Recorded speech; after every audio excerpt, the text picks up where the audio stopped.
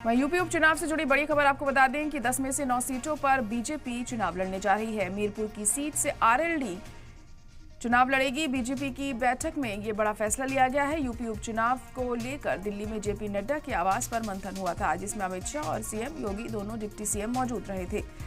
प्रदेश अध्यक्ष भूपेंद्र चौधरी भी बैठक में शामिल हुए। यूपी में 10 सीटों पर उपचुनाव होने हैं। यूपी की 10 विधानसभा सीटों पर होने वाले उपचुनाव को लेकर बीजेपी अध्यक्ष जेपी नड्डा के घर पर यह बैठक हुई।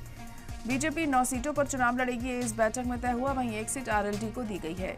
मीरपुर सीट पर आरएलडी के खाते में गई है मीरपुर सीट। और आपको बता दें कि ये इस बैठक में बीजेपी ने सभी उम्मीदवारों के नाम फाइनल भी कर दिए हैं, ऐसा माना जा रहा है।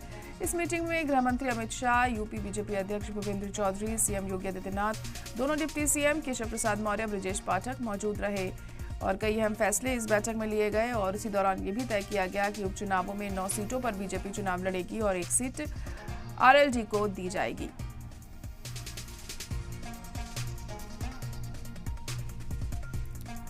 तो ज़िमनी इंतखाब में अब ज्यादा वक्त नहीं रह गया है उत्तर प्रदेश की, इसलिए सभी पार्टियां तैयारियों में लगी हुई हैं। उसी के मद्देनजर ये बैठक हुई थी जेपी नड्डा के घर पर कल, और इस बैठक में तमाम उम्मीदवारों के नामों को भी फाइनलाइज कर दिया है, ऐसा माना जा रहा है।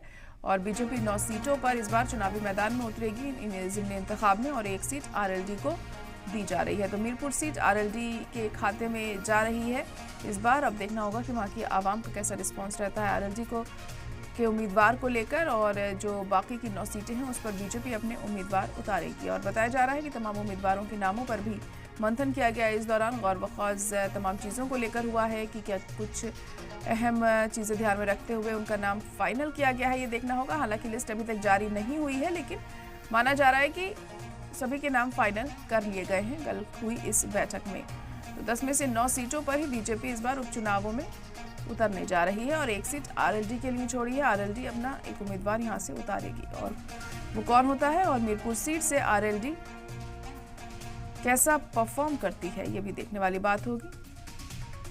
तो बीजेपी ने सभी उम्मीदवारों के नाम फाइनल कर दिए हैं, ऐसा माना जा रहा है। और इस मीटिंग में आपको बता दें कि अमित शाह, यूपी बीजेपी अध्यक्ष भूपेंद्र चौधरी, सीएम योगी आदित्यनाथ, दोनों डिप्टी सीएम केशव प्रसाद मौर्य और ब्रजेश पाठक भी मौजूद रहे।